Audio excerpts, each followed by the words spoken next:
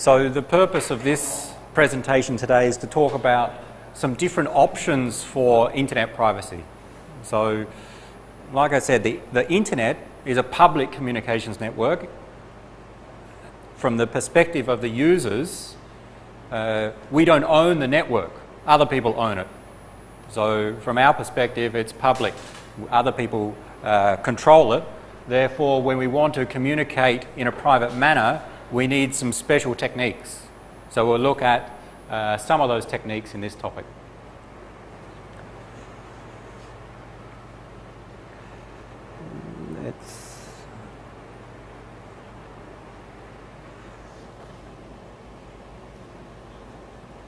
On my mouse. Okay, so these slides are available on the ICT website. So if you haven't taken my courses, then you can find under the address ict.sittuacth/Moodle information from my courses, and if you follow some links, you'll find the slides for this presentation, so you can have it on your own computer. You know WSIT Wi-Fi, so you can access that. If you want to access without logging in, then you can use this access point, which is named VPN test. But be careful, we're going to play with it later. We may intercept your traffic, but not yet. So these slides are available. There are a number of acronyms and abbreviations that we'll mention, and sometimes I will not explain them. So just have this slide handy in front of you if I say something you don't know what it means. I'll introduce them as we see them, if I remember. Sorry. So let's get started. First, we need to give some background. What do we understand as the internet? And there are many different interpretations from technical people and from just normal users. Well, I think of the internet as a network, a communications network, a computer network. It's a collection of individual computer networks all connected together. So we have one computer network connecting to this Wi-Fi. So think of this as one small network. And there's another one which is connecting from across this campus, and another one across the different faculties inside Thammasat. And they all connect together. Welcome.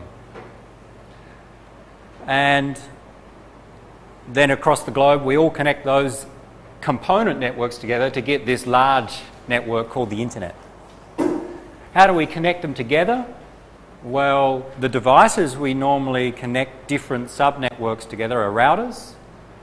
And the common thing amongst those routing devices and your computers, called hosts, is that they all use the internet protocol. Okay, so that's maybe from a technical perspective. If someone says, what is the internet? That's one basic definition. So, collection of many networks. Sometimes we can distinguish between those different networks as the networks that the end users like you and I access the internet, so the access networks. So this, let's say the LAN inside SIT is how we access the internet. At home, you access the internet via maybe your wireless router and your ADSL connection, so part of an access network, or maybe via your mobile phone. And then all of those networks are then connected to larger networks, which we as end users don't usually see or use, unless you're working in a company that maybe deals with them. And maybe we can refer to them as the core networks. So usually run by internet service providers and telecom companies, okay, which go across Thailand and between countries and so on. So that's the technical, what is the internet? But when you ask my parents what is the internet, they say, oh, accessing Facebook or accessing a website, okay, web browsing.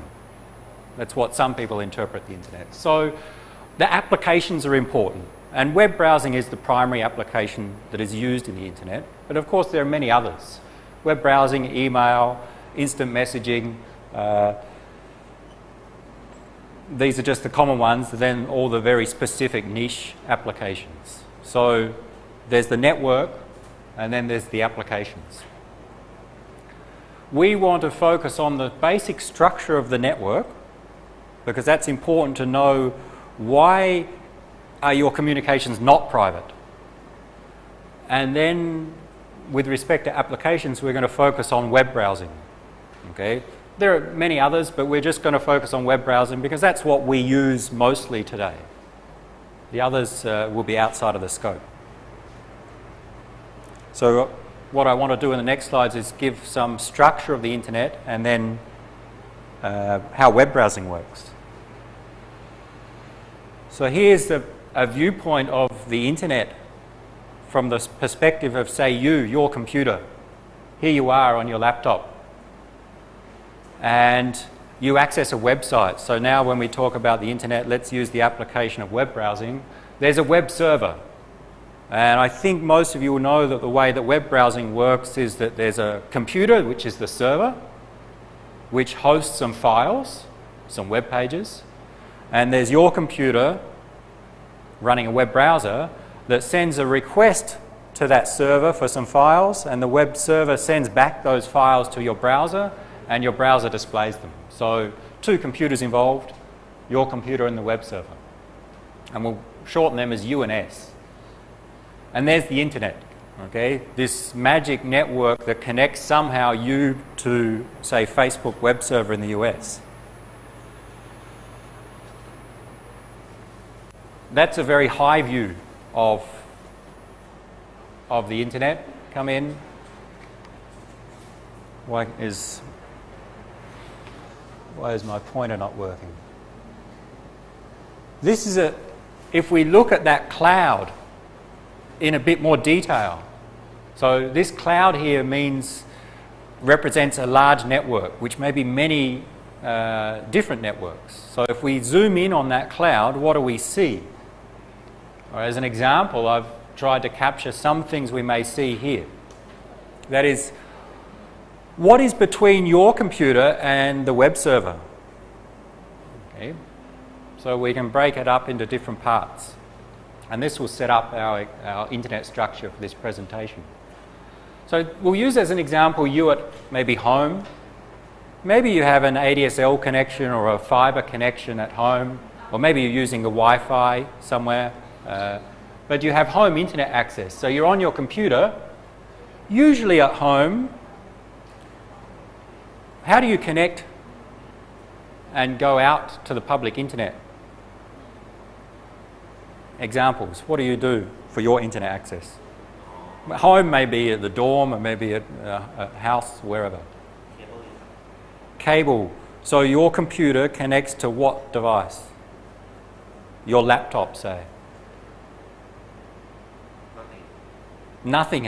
What do you use? Wi-Fi or a wired LAN? Okay, so if you're using wireless LAN, your computer, when I say connects to, sends some data to what? A wireless router, one of these devices or similar. But you own this wireless router at home? Yes.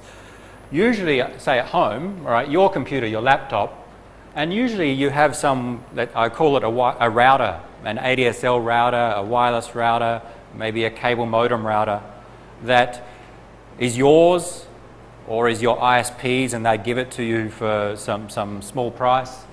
And you connect to that either wirelessly or via some LAN cable. That's the typical approach. You connect to some router. This circle here represents your home router.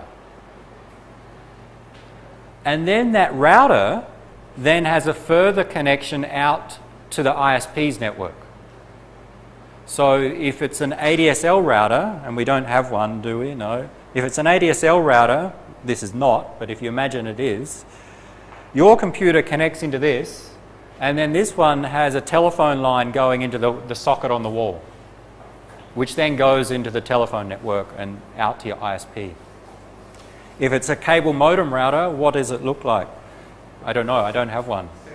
It's the same, except it's a different cable. It's coax and Yeah. the access architecture. Okay, so if you're using cable internet, then again, you have a device like this, you connect into this, and this has a coaxial cable going from that into the wall. from your home's perspective. If you're using, well, they're the two main options, aren't they? Then you may be using Wi-Fi provided by some operator, some ISP, or maybe you're using your mobile phone, 3G. Well, that's a little bit different, but you can think, okay, you're connect to the base station, which then goes into some router, but that's a bit more complex. Here's our home router. That connects to your ISP's network, your internet service provider's network. And I draw that as this second circle is the router. We haven't said what a router is yet, but the router of your ISP. Okay? You don't usually see that. It's somewhere in their building. Okay? Now, what is this? Sorry, I haven't got control of this. This cable here, maybe it's your ADSL telephone network, maybe it's a cable modem, but there's some connection between your home router and your ISP's router. And that ISP may have a network across Thailand. And you want to access a web server in the US. So how do you get your data from your computer to that web server? You send it to your local home wireless router, which then sends it to your ISP's network, to their router. Maybe they have another one to send it to. And the way the internet is structured is that each internet service provider usually then connects to other internet service providers. The structure inside Thailand is that usually the local internet service providers all connect into one of several central exchanges that then go outside the country. So exchanges operated by who? CAT, TOT, True, and a few others like that, ADC and others. So the way the internet works here is that from home, I connect to my home router. My home router goes to my ISP's network, which is TOT, goes through their network, goes to some central exchange in Bangkok, which then has a cable or a link that goes out to Singapore or Tokyo or whichever other country. The way that I'm representing that here is that these circles are what I'll call routers, but devices that connect different networks. And your ISP then connects into a second ISP, so I just denote ISP X here, some ISP, which connects to another ISP, and there may be many along the way. Eventually, it goes to an ISP in the US, ISP Y, and then they connect into Facebook's network, if I'm trying to access Facebook's US web server, which then connects into Facebook's network here and their router, and eventually there's a computer in Facebook's network which hosts their website, and my data gets to that computer. I have a question. Yeah. What the FW stand for? FW is a firewall. Okay, FW is a firewall, which we'll come to in a moment. Ignore that for a moment. Imagine that's not there. Just look at the circles. Yep. Just a question on the architecture. So you talked about, so if you want to connect to Facebook, it's a good example. But Facebook is a promiscuous BGP pair. So you would get your route, let's say from here to Tokyo to Palo Alto at the IX in Palo Alto, where you would pair directly with Facebook. So yep. There's a BGP pair with anyone. Yes. So in that event, right, you're actually cutting out like the service provider side of the US if you have a link from Asia. Yes, so the number of ISPs, so I've generally called them ISPs, but the number of different networks we go between your computer and the web server may be different in many different cases. In the case that you're talking about, you're saying that it's almost, you just go through one or two operators. You go from Me to TOT, and then TOT to Tokyo is one. Yeah. And then Tokyo, IX, and Palo. Yep. And from Palo, you pair directly with. But in that case, yeah, think of them as these routers. Those internet exchanges are those routers. But the point is, and the point raised there is, this is just an example. I say that there's your home, your ISP, ISPX, ISPY, the web server. In general, in the internet, we don't know how many internet service providers are between you and the web server. Okay, it may vary. As the end users, we usually don't care about that. But I'm just trying to say, like, I think the bigger thing here is privacy. That you're going to traverse the IX in it's very open fashion, especially with someone like Facebook. In all of this, from my perspective, sending through any of these internet service providers, and that's what we want to focus on, privacy, sending through any of these internet service providers, I don't trust anyone. Okay? I don't care whether it's the largest company in the world or someone's home, small one-person startup company running that ISP. From the perspective of my data, which comes out of my computer, is going to a web server that, let's say, I do trust, my bank website. All those intermediate devices, or except for the ones in my home, right? I can trust the one in my home, but all the other intermediate devices, these routers, internet service providers, internet exchanges, don't trust any of them. Well, to that point, so I worked for the third largest ISP in the U.S. as an engineer, and we implemented a traffic monitoring package. Right before I left, that could allow me by MAC address to see traffic from the MAC address of the access device, so the modem. With the exception of IPv6, IPv4 tunnel traffic, I could see exactly what someone was browsing. Right. So the packet. So you worked for an ISP, effectively. So Dana used to work for one of these companies. So he'd sit at this router. He's the admin. He works for the company. He'd sit there and plug his computer in, and he monitored everyone's traffic. Well, I don't know if he did that, but he could potentially see everyone's data going through that device. With the exception of Yeah, with the exception of what we'll talk about today, the encrypted stuff.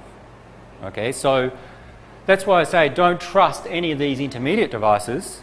Whoever operates those devices has physical access and can see the data going through it.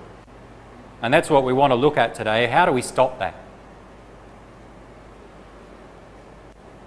There's a lot of technical details. I abstract from many details here because we don't really need them. But if you don't understand all of this, understand that between you and the web server, you send your data via multiple internet service providers, via these devices called routers, and I'll denote them as circles. So you send your data to the first router, which sends it onto the next one, and so on until it gets to the server, and then the server sends back a reply, usually along the same path.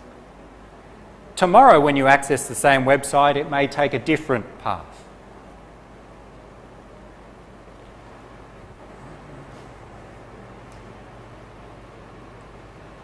Now we get into some detail. Any questions before we do so? So a couple of things, I can see some of your questions, I can see inside your head. You're thinking, well, what path do I take? Why do I send via these ISPs? Why not another one? And some of the smartest people here are thinking, well, how do these devices know to send my data to this web server? So we need some addressing. We need to give our computers an address. And what type of address do we give our computers? An IP address. Everyone knows IP addresses? I know everyone who's taken my class knows IP addresses, or at least have studied them. But what about some of the other students that haven't yet taken it? IP addresses, what's your IP of your MacBook? Can you find it? Find your IP address on your computer.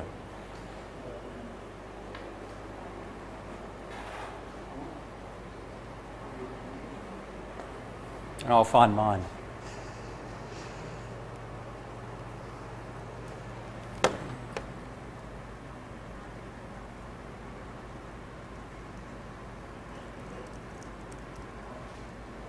Doesn't come out so well.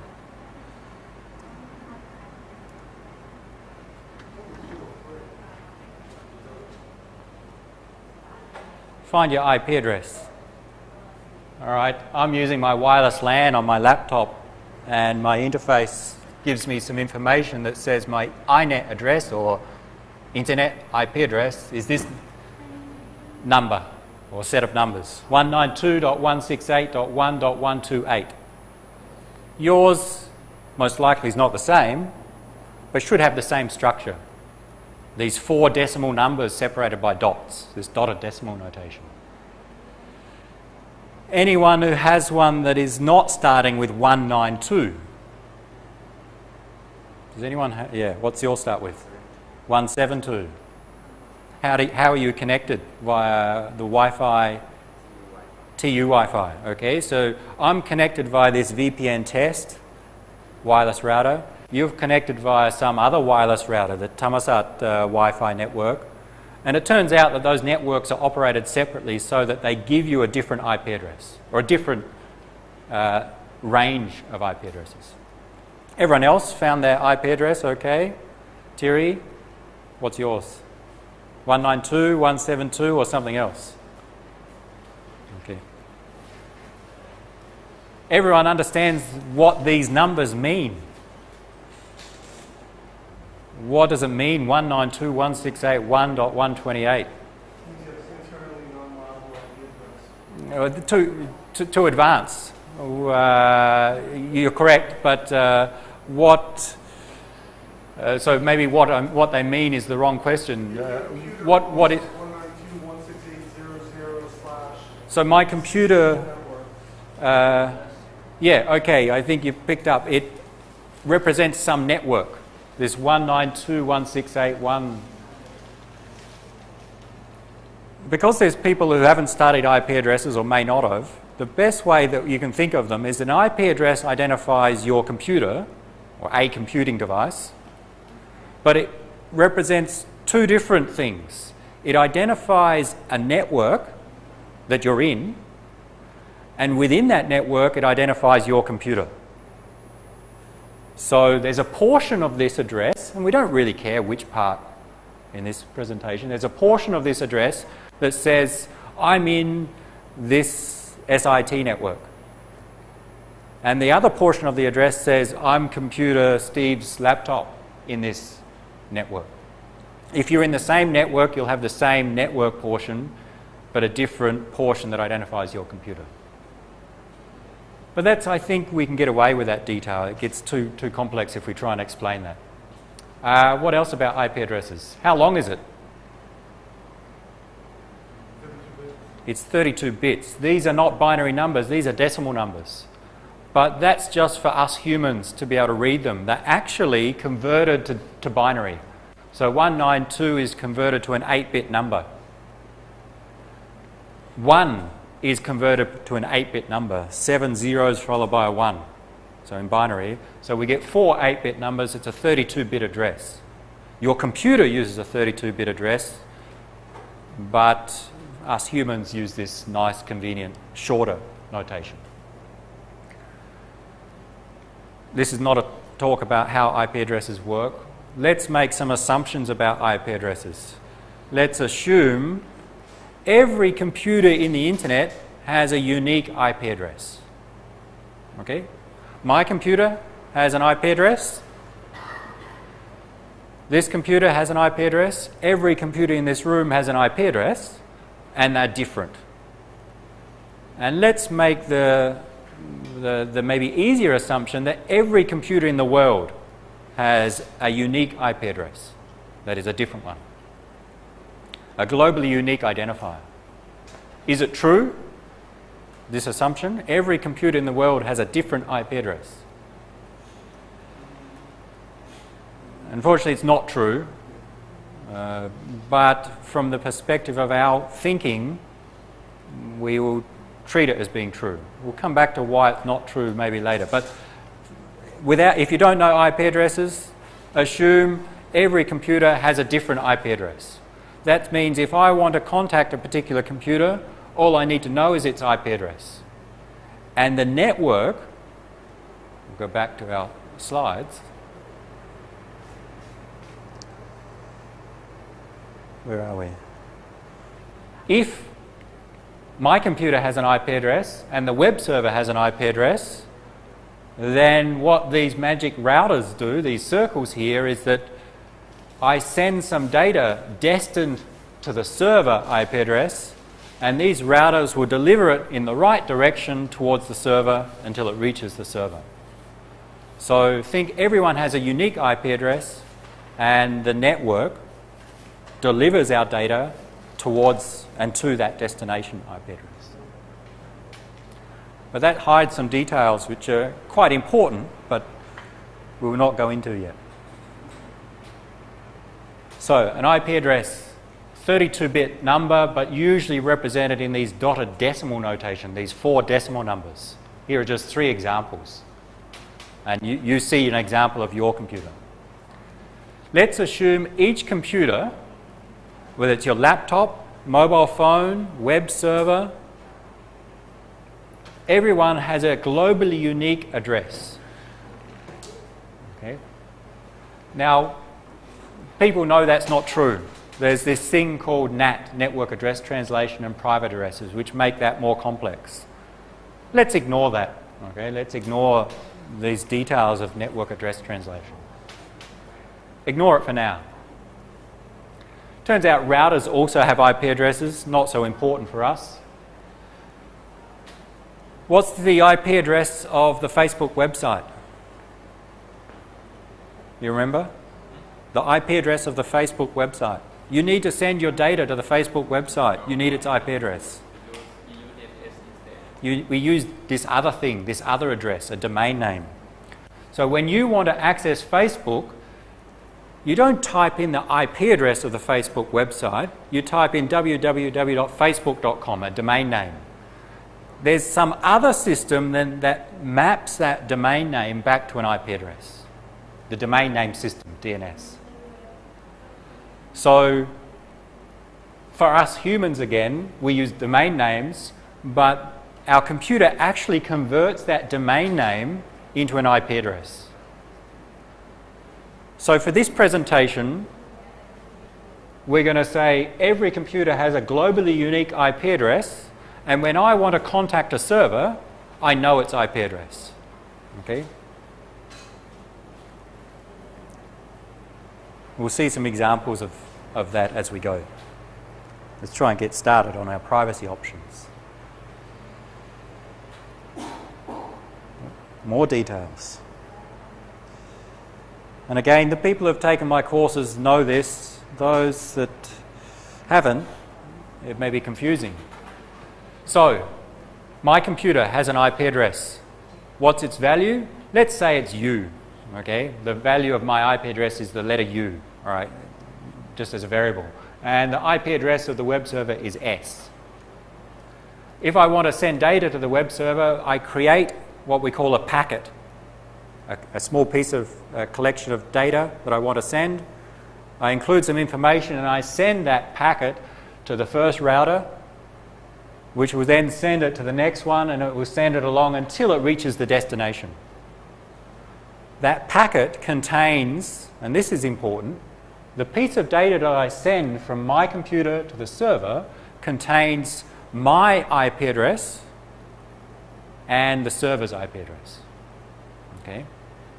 So I send data from U to S. Inside that data, there's the value U and the value S. And that's important from a privacy perspective. What is that data? It's called an IP packet or an IP datagram. And what's it look like? This. Well, it contains data and other things. The 2 other things which we care about, it contains the source IP address and the destination IP address. So every time you send something in the internet, you're sending what's called an IP packet using the internet protocol. And inside that IP packet are 2 things, or are many things, but 2 things of importance: a source IP address and a destination IP address. So when you send to the Facebook web server, that IP packet that goes through the internet contains your IP address and the IP address of the Facebook web server. And that's when we arise at the privacy issues. If the IP addresses are globally unique, then if someone else sees those IP addresses, then they can identify who you're communicating with. So this is a key part, is that the fact that every piece of data you send contains the source and destination address.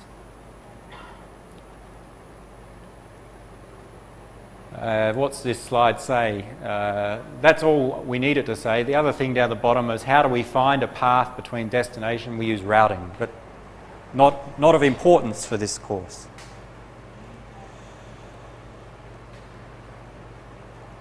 Okay, before we look at web browsing and try and get started. If you watched all the football last night and slept through the first half hour or so, then and someone turned up in my office yesterday and was helping me set up, one of the people in this room, he was helping me set up, and after about an hour he was falling asleep in my office while I was talking to him. I mean, people fall asleep in my lectures, but not in my office. And I think he'd been awake all night, probably watching football or other things. So if you slept through the first part, the thing that you need to know really is that all computers have a unique IP address. And when we send data in the internet, that data contains the source IP address, the one that creates the data to send, and the destination, the final destination. That's all you need to know so far.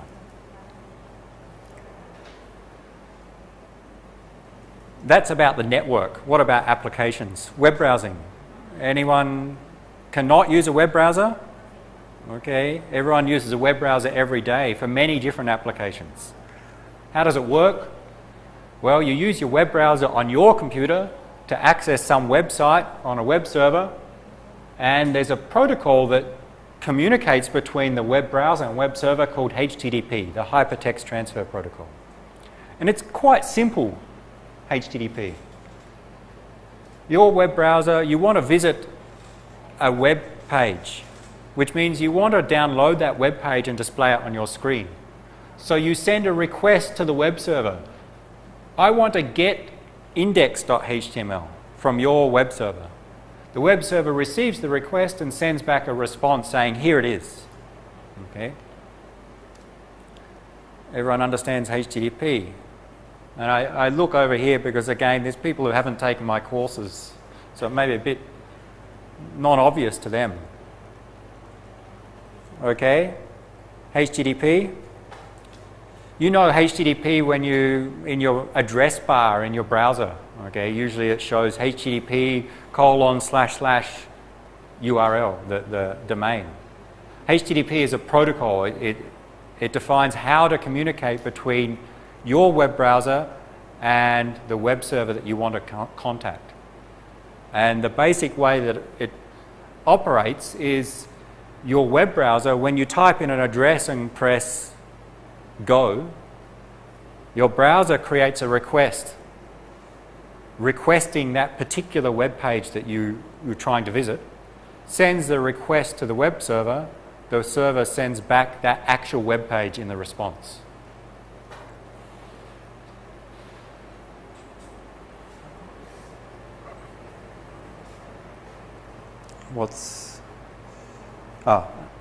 This is another view of how that works with a bit more detail. So your web browser on your computer, the web server somewhere in another country, and between that is the internet, all of these routers. You type in a URL, point 1, you type in a URL in the address bar, you press enter. What happens is your browser and your computer with your operating system creates this request, creates this packet, and it has the words get and the file that you want to download, like some HTML file. That is sent across the internet to the web server. Whenever the web server receives such a request, it does some processing, tries to find the file on its hard disk, and if it finds it, sends back this 200 OK message saying your request was OK, and then includes the contents of the file in the response. So some HTML. And if the file is not on the web server that you request, what comes back? 404 not found. You've seen that many times. So that is the case where you request a web page, the web server looks for it on the hard disk, it's not there, therefore sends back a message, HTTP 404 not found. And that's why your web browser displays that error message. But the normal case is that the web page actually comes back. We'll see an example of that in a moment. Let's get into the core of this presentation. I have my drink. Again, make sure you finish all the... And I can see Corinne licking his lips. He's hungry. I can see him. So he's one of my PhD students, so I'll pass around to him some snacks, and he'll pass them around if he wants to, or he will keep them to himself. But for the other things, you have to get up and grab them. Okay, now we'll get started.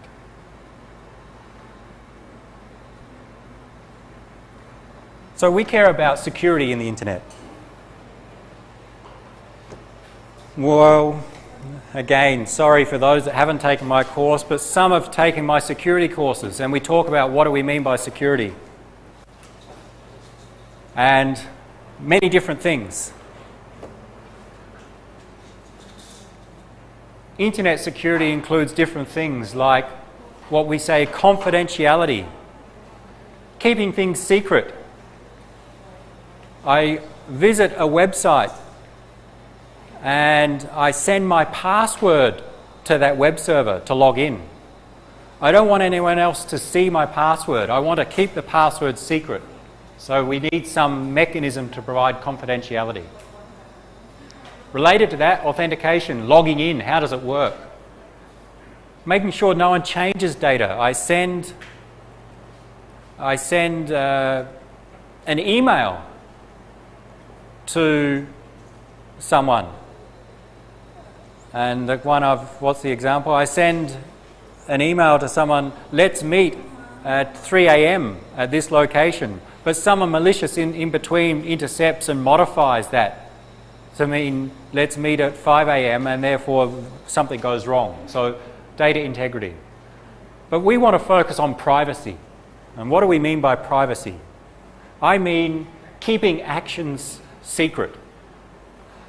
Not necessarily keeping your data secret, but it will be strongly related, but keeping what you do secret. And in the internet, that usually means keeping which computers you access secret. So privacy of our communications, of our actions. What's the difference between confidentiality, secrecy, and privacy? Well, sometimes they mean the same things. So people use different terminology. What I'm going to use in this presentation is say, we talk about privacy of our actions. I don't want anyone to know that I visited the World Cup website last night or today because I was supposed to be working.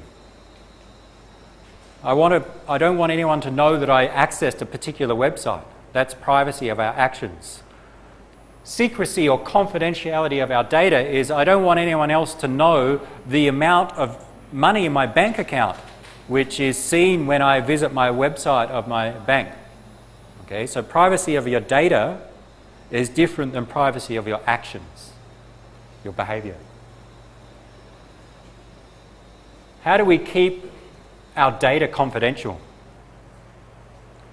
So we've got two things now. We want to keep our data confidential, keep it secret, but we'd also like to keep our actions confidential, keep them secret. First one, how do we, generally in the internet, how do we keep our data secret? By not going on the internet, not much fun then. Encryption, okay. Even if you don't know how encryption works, what we do is I want to send a piece of data from my computer to someone else's, and I don't want anyone else to see that data except the recipient. I want to keep it secret. Then what I do is I take that data and I transform it, I encrypt it using some encryption algorithm and some secret key, and I send that, and encryption works such that if someone sees the encrypted data, there is no way that they can find the original data unless they have some secret value, which they shouldn't have. Only the destination should have it. So keeping data confidential is relatively easy in the internet. Just encrypt it. Who uses encryption on the internet? Who has used it and how? And how? What technique or what software did you use to encrypt? To encrypt. TrueCrypt, okay. On the internet, TrueCrypt mainly for your own disk, which is related. But generally, accessing websites, who uses encryption? Sorry? HTTPS. Okay, remember sometimes you visit a website. I'm going to break something today.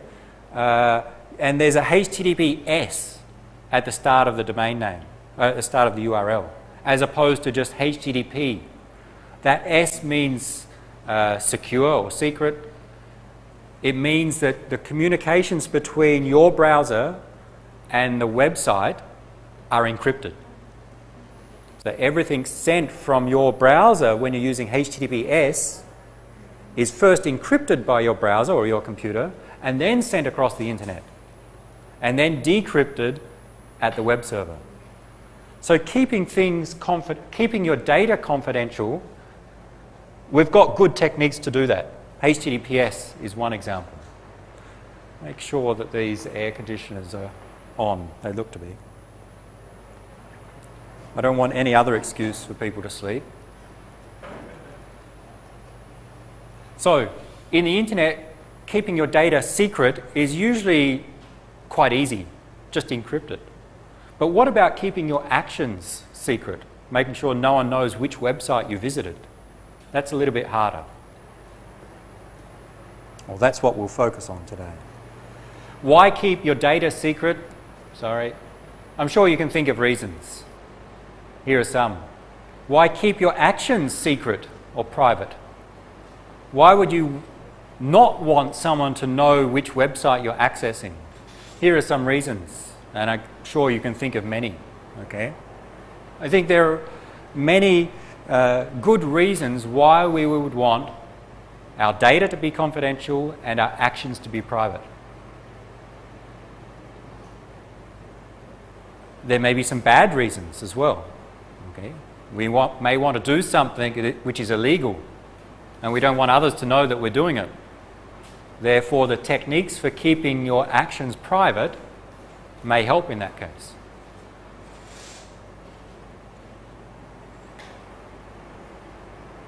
So assume we want to keep our actions private. How do we do it?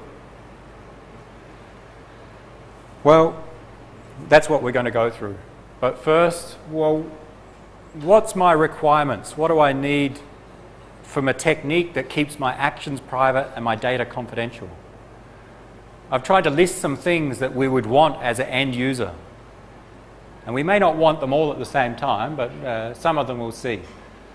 Sometimes I don't want anyone but the web server to be able to read my data.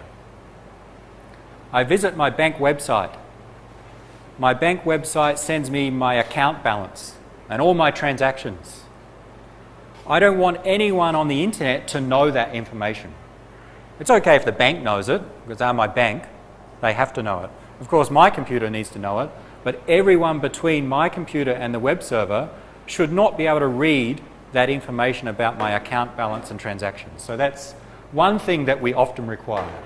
Don't want anyone but the server to read my data. And so that's data confidentiality. The other thing is privacy of actions. I don't want others to know I am communicating with a particular web server. Okay?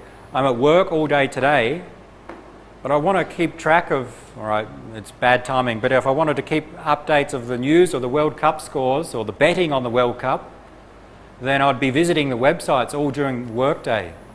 I don't want my boss to know that during my work day I'm visiting the World Cup gambling sites. So I don't want others to know that I'm communicating with a particular web server. That's another requirement I may have. We may not want both of them at the same time. Sometimes we will, sometimes we won't. We'll come back to the difference between these two maybe in a moment.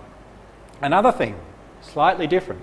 I don't want the web server to be able to identify me. I visit Google to do a search for something. So on my browser, I go to www.google.com and type in a search query. I don't want Google to know that it's Stephen Gordon that's doing that search. So that's a different thing. That's privacy from the web server. And that's a little bit harder.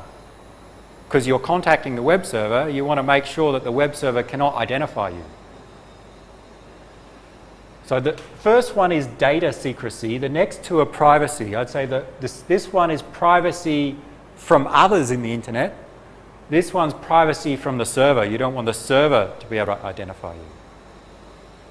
The other one, which is slightly different, but it turns out that the techniques we use for the first three also provide the fourth one. Sometimes I want to bypass blocks on a firewall. And on our picture we had, going back, one of our first pictures, the question was, what's FW? That's a firewall. What's it do? And in this example, my ISP runs a firewall, this special device. What it does, it blocks certain data that goes out of my computer onto the internet. An example, the firewall in SIT can be set up to block access to Facebook, which means that, so you're inside the SIT network, you're here, the firewall for SIT, your computer, you visit facebook.com, your computer sends a request, it gets to the firewall looks at that packet, sees this one is going to facebook.com, do not send it any further, drop or block that data. As a result, your request will never get to Facebook and you'll never get the Facebook web page back. Okay, so the basics of a firewall is used to control what data goes in and out of a particular network. In our case, we'll often see firewalls may be used to block access to particular websites. Okay. We may want to bypass that. Right? There's certain issues whether you should be bypassing firewalls, but let's look at the techniques anyway.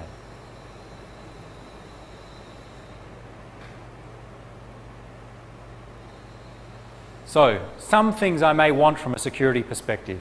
No one can see my data. No one can see I'm communicating with a particular server. The server cannot identify me. I can bypass firewalls. There are security requirements. The techniques to provide them, if I'm going to use software that does this for me, I prefer it to be free, cheap. I want it to be easy to set up. I don't want to have to spend 2 hours installing software on my computer to set it up and have to redo that all the time. And I want it to perform well.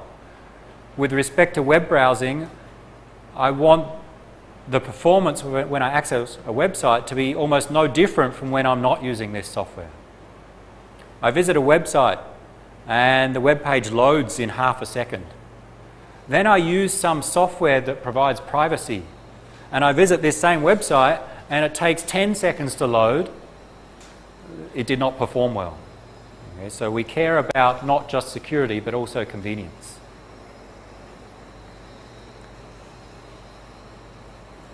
So let's, and this is the main part for today, let's look at how many? 3 different ways to provide privacy in the internet. So we'll look at 3 different common techniques which are available today. There are others, but we'll look at just 3 that try to provide one or multiple of these security requirements. Some don't provide them all. And we'll compare them at the end with respect to the convenience. Which ones are free, which ones, or how much they cost, how easy are they to use, and how well do they perform, and we will use them.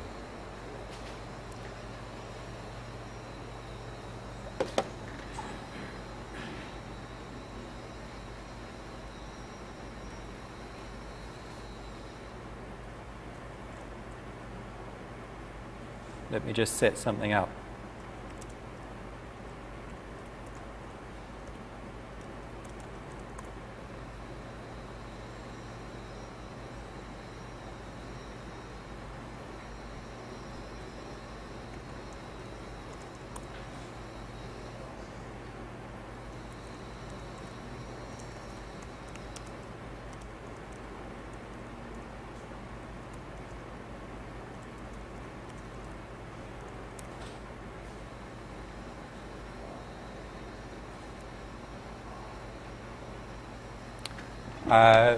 Actually, bring up my web browser if I can find it.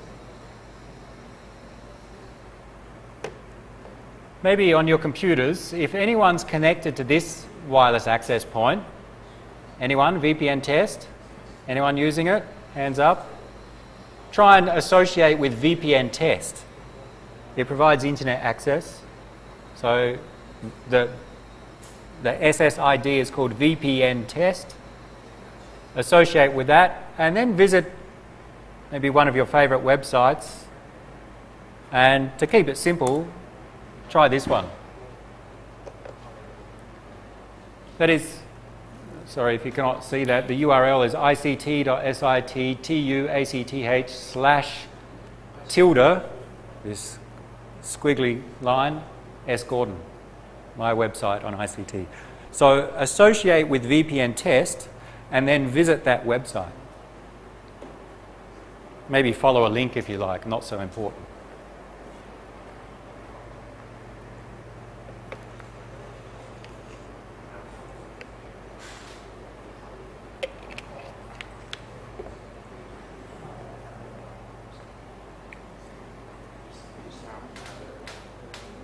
Okay? Okay. A few people have done it, fine.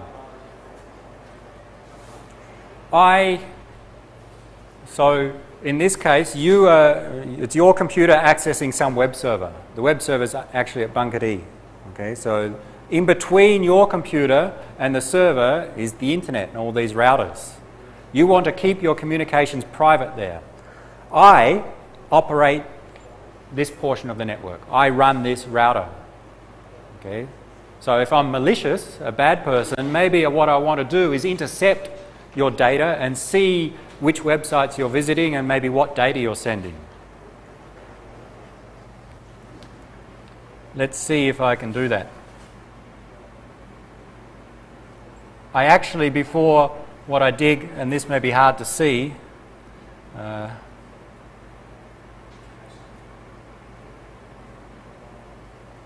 don't worry too much about this, but what I can do is I can log into this router and I tell the router to record everything that goes through it. So what you're doing when you're accessing a website, you send to this router then sends across the cable out of SIT to Bunkert. I set this up so it records everything that goes through it. Okay, so let's see what I recorded. I capture everything that goes through it. And I use some software to do that, but that's not so important. It's quite easy to do.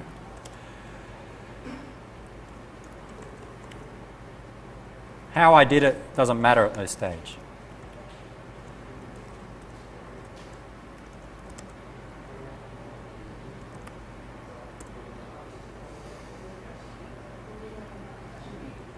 Let's hope it works.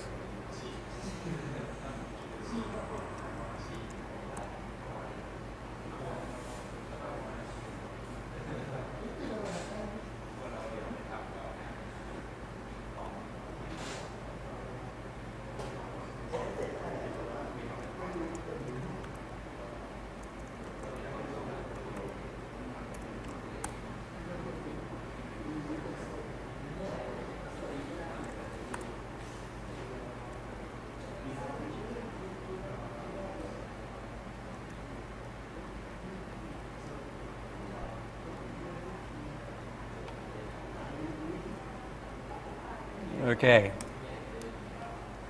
I have to zoom a little bit. This is Wireshark.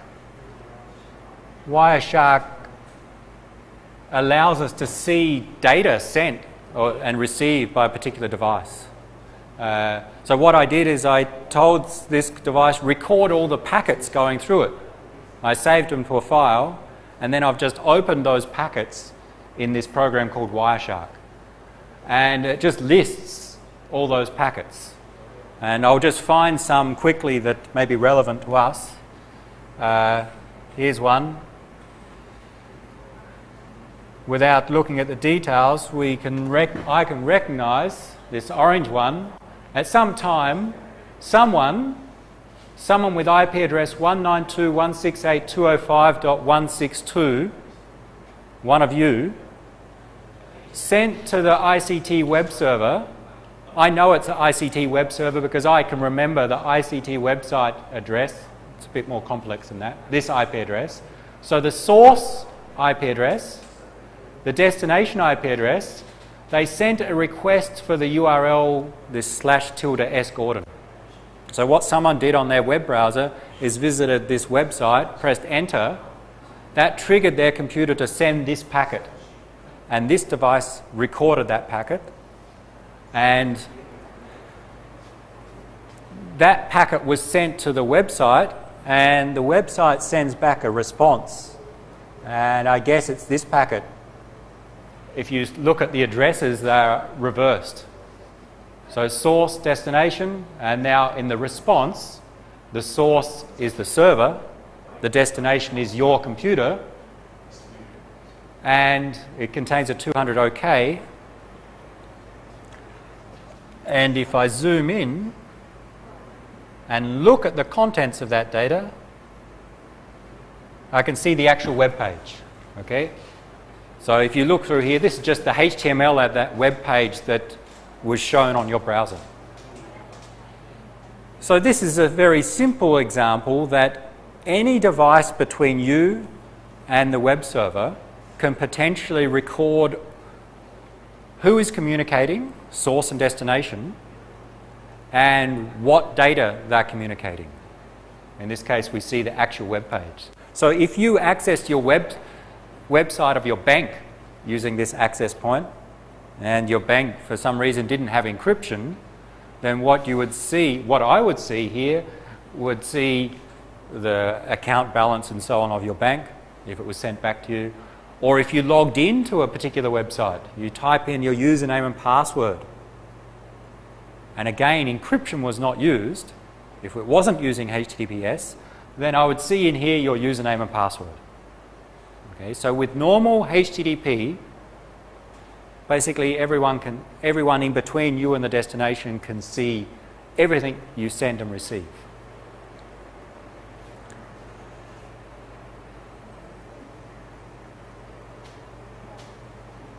What if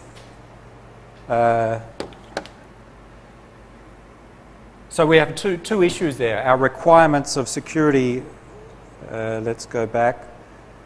What do we say? We don't meet the first requirement in this case. So with normal web browsing, anyone can see my data. So the first requirement is not met. Anyone can work out who I'm communicating with, because if they see the source address, they can identify my computer in the internet. And if they see the destination address, they can identify the web server. So the second requirement is not met. What about the third one? Is the third requirement met in that case? Does the server know who contacted it? In that case, you accessed ICT server. Who runs the ICT server? Me. Okay, so let's see what the ICT server saw when you accessed it.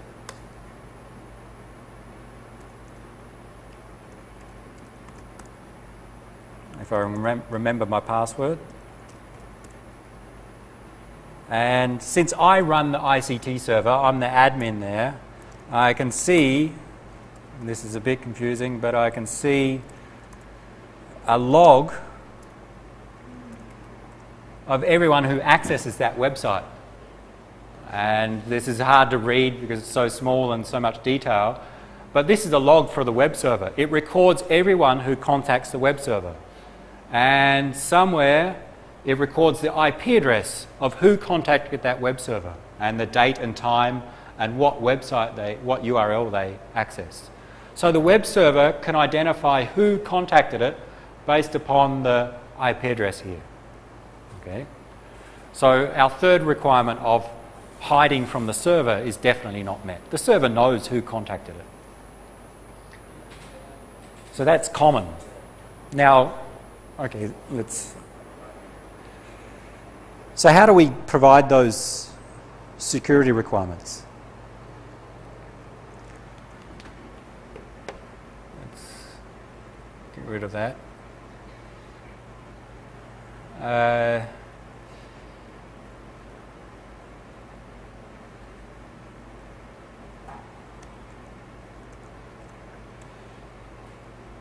This is the software I'm using to record on that router. It doesn't matter, it's called TCP dump. So I'm recording again. I'm saving everything I need to start it, everything that this one's seeing. Anyone want to access a website? Anyone want to log into their bank? Yes. Oh, yeah. Yeah. Take a chance. Log into a website. Maybe log into Facebook. I'm recording. Who's willing to take a chance? That is, after you log into that website, I'm going to look and see the packets you sent to that website and see if I can see your username and password.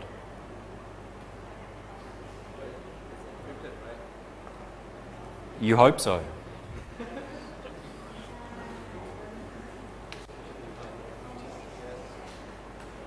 What do you need? Yes, you said it's encrypted. Why is it encrypted? HTTPS. So there are some exceptions, but basically if the website you're accessing is HTTPS, then the data that your web browser sends to the web server is encrypted. It's encrypted by your browser and decrypted by the web server. And my router that intercepts that data, it will still intercept the packet.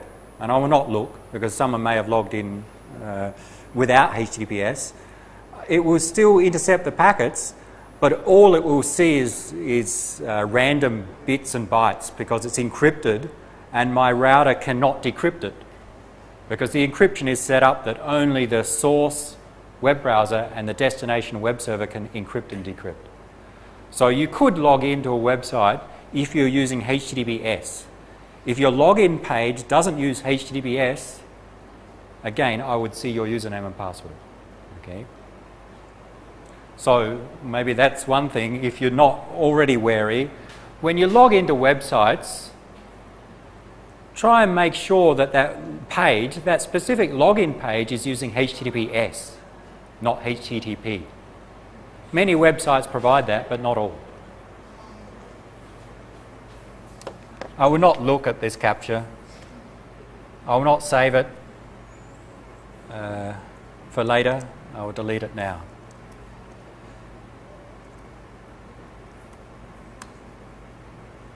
And I'll delete the other one.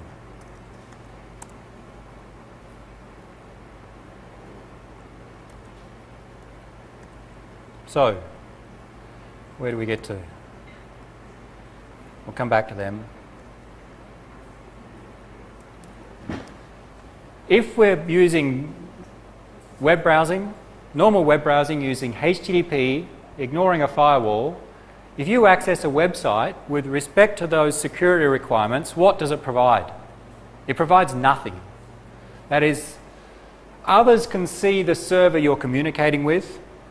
They can see your IP address. They can see the server's IP address. Others can read the data. The server can identify you. And including in the others, the firewall can see who you're communicating with and identify you. So using basic HTTP does not provide any privacy. If you use HTTPS, it's a little bit better. So if you're using HTTPS, the data that you send from your computer to the server That data packet contains your IP address, the server's IP address, but the data itself is encrypted. Meaning others can still see who you're communicating with. If I captured your packets, I'd still see that you're accessing Facebook, but I would not be able to read the data. Okay, so that's our data secrecy requirement met. The server still knows it's me. Others still know I'm contacting Facebook, but others cannot see the data if we use HTTPS.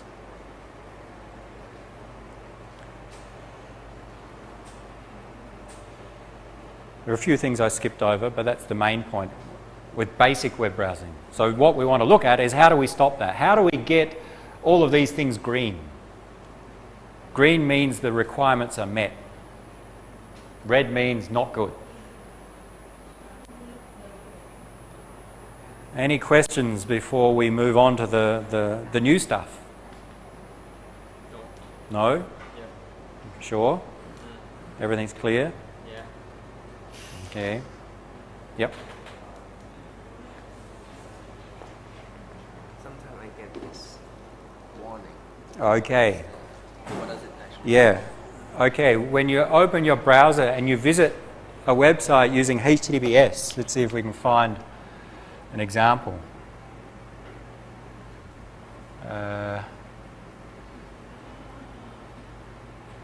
All right, my browser doesn't show HTTP here, but when we do HTTPS and want to visit using the secure version of the communications, what happens? Well, your browser, different browsers do it differently, but usually it shows some padlock or some message here. And sometimes it presents a warning, all right, a different graphic, or it pops up something. The website you're trying to visit, do you really trust it? So sometimes you get a warning here. In this case, I didn't. There are two main reasons for that. One common one you'll see today is that a website usually contains content from many different locations. Not this one, there are no images, but the images may be from, you visit Facebook, but that one page, the images may be from Twitter or from some other site. So the website actually has content from many locations. So one warning you'll often see is that the web page itself, the communications were encrypted, it was secure, but to download the images, maybe encryption was not used. Your browser may present a warning saying part of the website is encrypted, but some parts are not. Be careful. That's what it means. Another one, and this is a bit much detail, but what happens when you go to reg.sit and try and log in?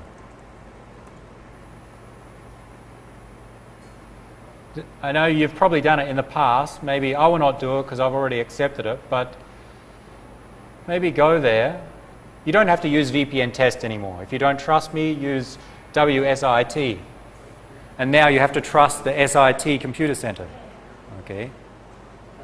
So go.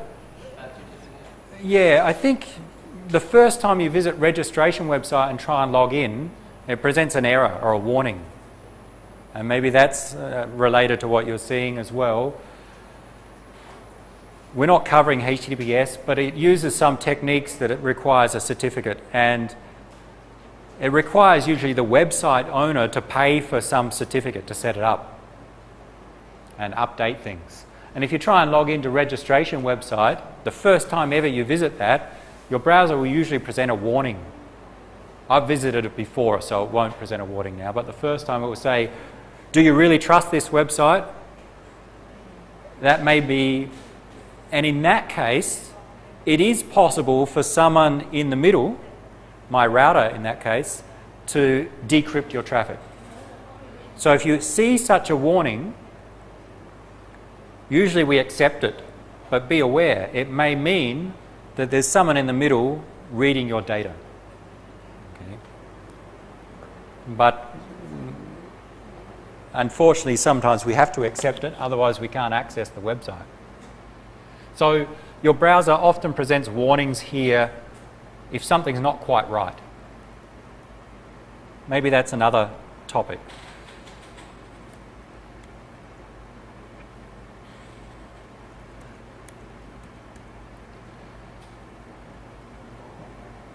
What if our firewall was on? Has anyone been blocked by a firewall before? SIT has a firewall. Okay, here you are inside, here's outside. There's a firewall which blocks certain traffic. It blocks certain packets. Now, SIT's firewall is quite open. It doesn't block much. It actually blocks based upon port numbers, but not so many websites. But I think different companies, different organizations, companies, internet service providers will set up their own firewall and they will block particular websites. I don't know if I can think of an example, but I saw one actually the other day. I'm sure you can, but one that I can display to everyone.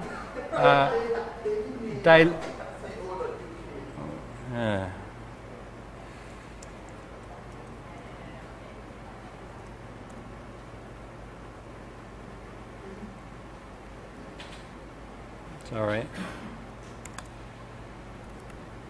Here's one.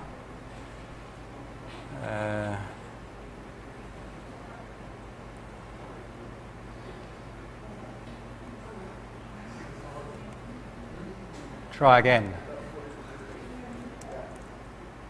Daily Mail is a newspaper in the UK. Okay. It's a newspaper which has some articles on different things, which means it's blocked. Okay. It's just a newspaper in the UK. So how did that work? Well, there are different ways. Firewalls can be quite complex, but from our perspective, a simple way that a firewall can block things, in this case it's blocked the internal computer from accessing the external website, and in this case the external is outside of the Thailand or the ISP's network. How does it work? Or how could it work? Go back. I type in on my computer, type in the destination address, dailymail.co.uk, which actually corresponds to the server IP address. So here's the website. The destination address in the packet identifies the web server. That packet goes to the firewall. The firewall checks the destination. So a simple way to implement this is that the firewall has a set of rules that say block anything where the destination equals S. So when my packet gets to the firewall checks the destination address inside my packet. It compares it against the list configured in the firewall. If they match, it doesn't send it out to the web server. If it doesn't match, then it goes out. That's the simplest version of a firewall, is to do it based upon destination address. Question? All right. Okay. So there are many more details of firewalls, but that's a common way. If the destination address matches some value, don't let it out.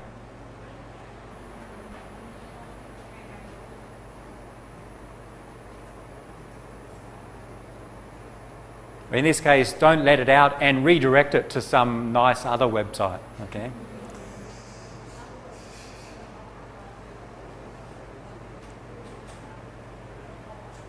So of course, if the firewall is enabled and you want to access that website, you cannot. Not using basic HTTP or without some workarounds. So if we use HTTPS, our data is secret, but our actions still are not. Will HTTPS bypass the firewall? No. Generally not. The firewall is generally set up so it will block based upon the destination address. If you're using HTTPS, even though the data is encrypted, the destination address is not. Okay? So the firewall still knows I'm trying to access Daily Mail. It doesn't know the data I'm sending, but it knows the destination address, so it can still block in that case.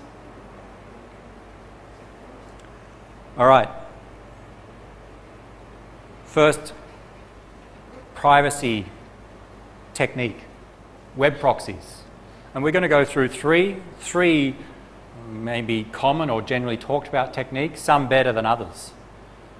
Web proxy. Has anyone used one before? Has anyone seen one? We'll try some in a moment. Very easy. Basically, a website. You go to this web proxy, this website, and in there it allows you to type in a destination address, and that proxy will send the request to the destination on your behalf. That's what a proxy does. It communicates to the server on behalf of you. Let's go direct to some examples.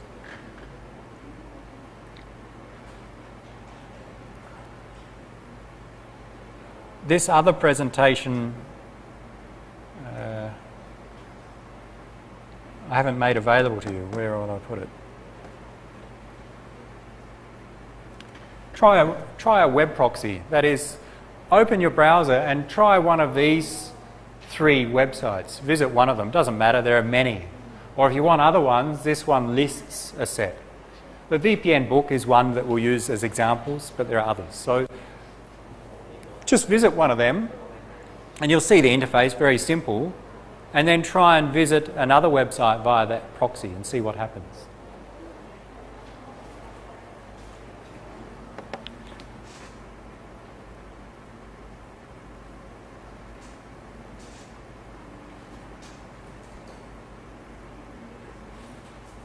If you visit vpnbook.com, which is a web proxy, I think there's a link to a proxy there, and we'll try what happens.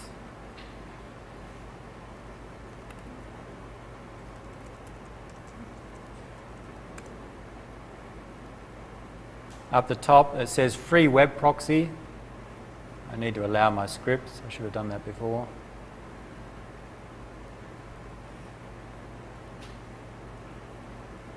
We'll use this website for other things later.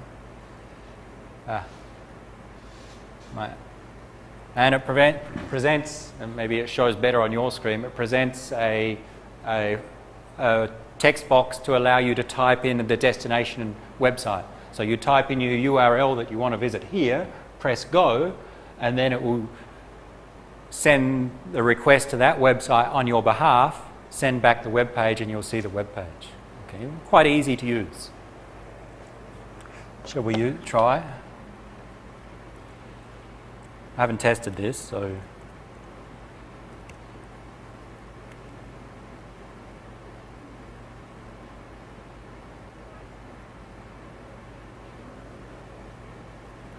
okay. So I got to a website which was previously blocked by a firewall. But the web request is via this proxy. Okay. So the proxy sends a request to the real website sends back the web page to the proxy, and then the proxy sends it back to my browser, and my browser displays that. But if you note in the address bar, it's still vpnbook.com. So don't be fooled to think you've got direct access.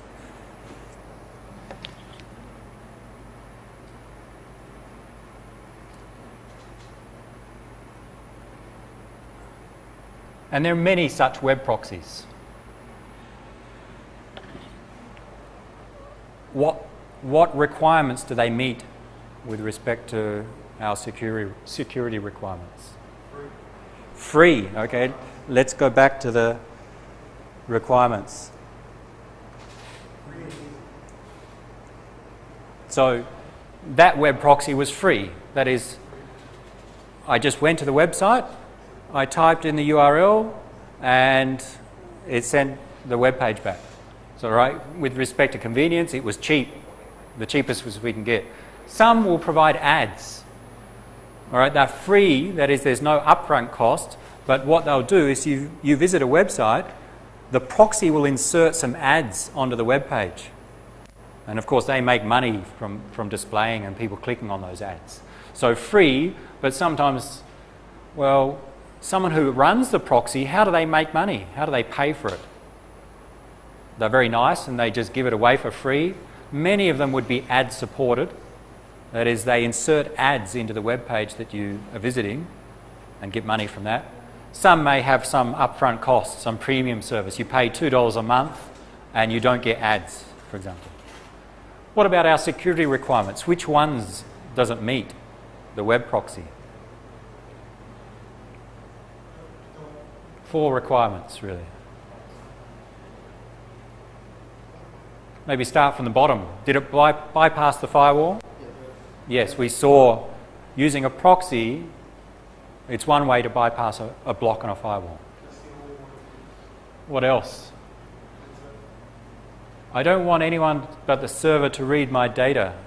Well, no, nothing was encrypted there, not necessarily, and we'll look at the details. So still, people in the internet could intercept our data and see the contents of it.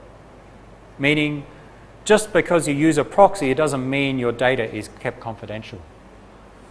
I don't want others to know I'm communicating with the server. No and yes. No, technically correct. No, others still can see I'm communicating with the server. But the others may be limited in this case, and we'll see a picture to explain that. I don't want the server to be able to identify me. What about that? I would say yes in some cases. The server, I send a request to the proxy. The proxy then sends that request on my behalf to the server. What the server receives is a message from the proxy. It doesn't receive it from me. Therefore, if you looked at the server log, the server would just see the address of the web proxy as being the source. So from that perspective, from the perspective of IP addresses, the server doesn't know it is my computer accessing it. It thinks it's the proxy computer accessing it. So from the perspective of IP addresses, we do achieve this requirement. There may be cases when we don't, but in the simplest case, the server can't identify me because all it can identify is the proxy. Let's look at those details.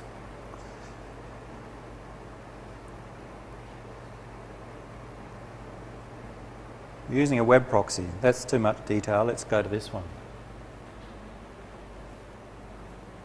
Here's you. Here's the website you want to access.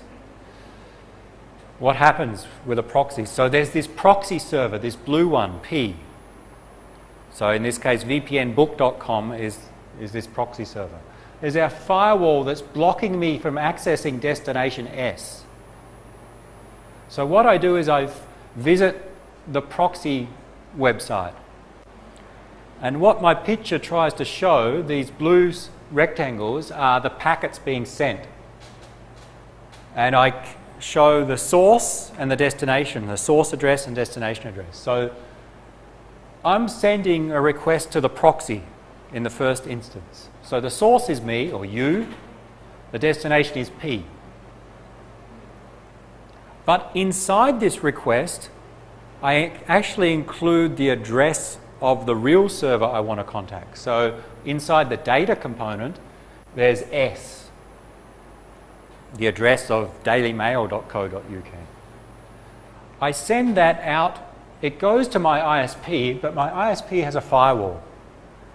The firewall is configured to block anything going to S. It looks at this packet, and most firewalls are quite simple. They just look at the destination address. It looks destination P, that's okay, let it through. And that's what we saw in our case.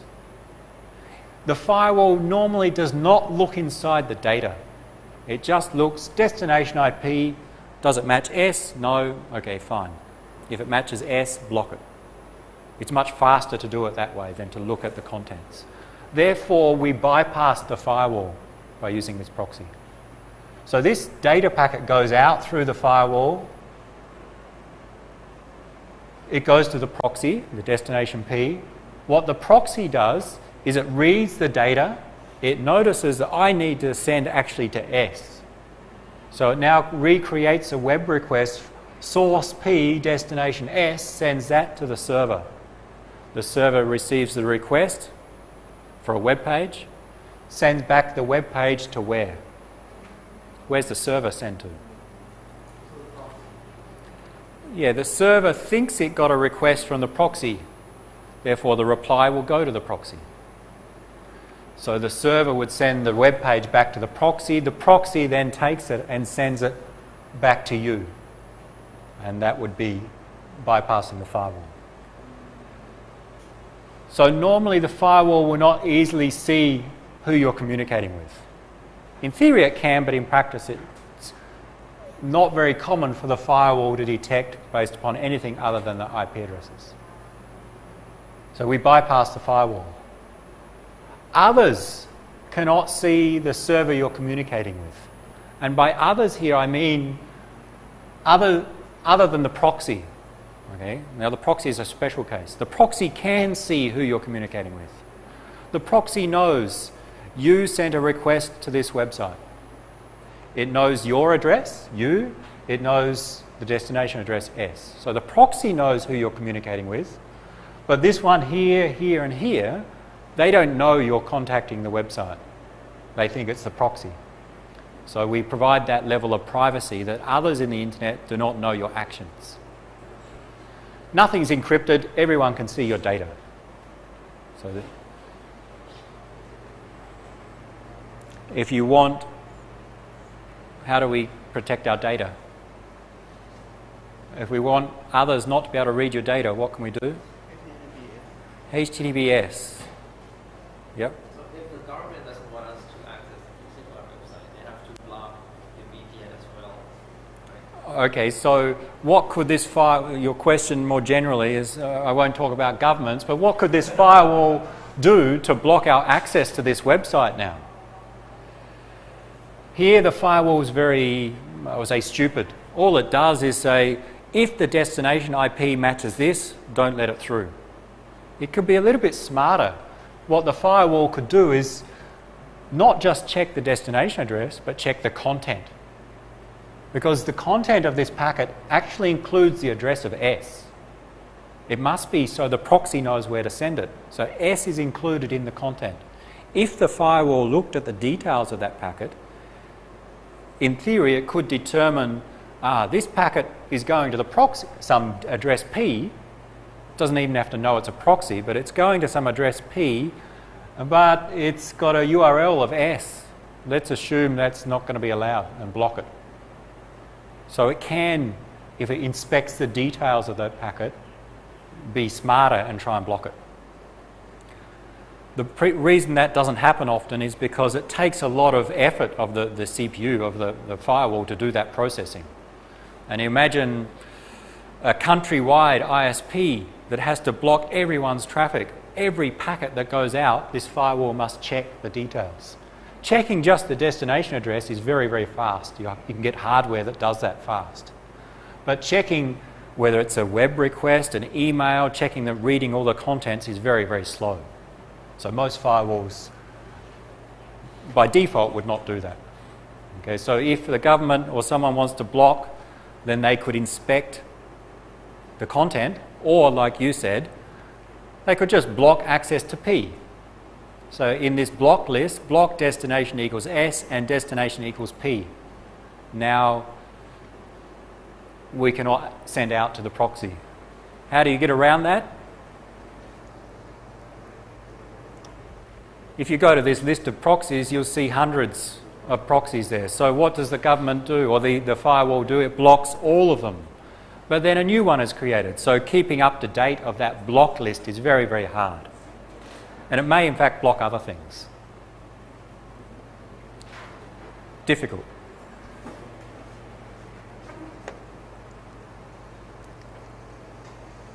Let's have a break for 5 or 10 minutes. And then we'll look at the next technique of using VPNs. Okay? And in the break, you can help yourself to some snacks. And you may want to just try some of those proxies, if you haven't already. And I'll show some software that you may want to download and install. And we can maybe come around and help for the next part, a VPN software. Where?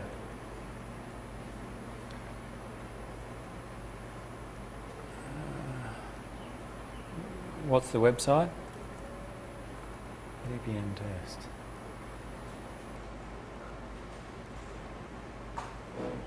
if you go in to this, it's ICT-escort/VPN test, and find your operating system and downloads the software from there and install it. I think it differs depending upon the operating system.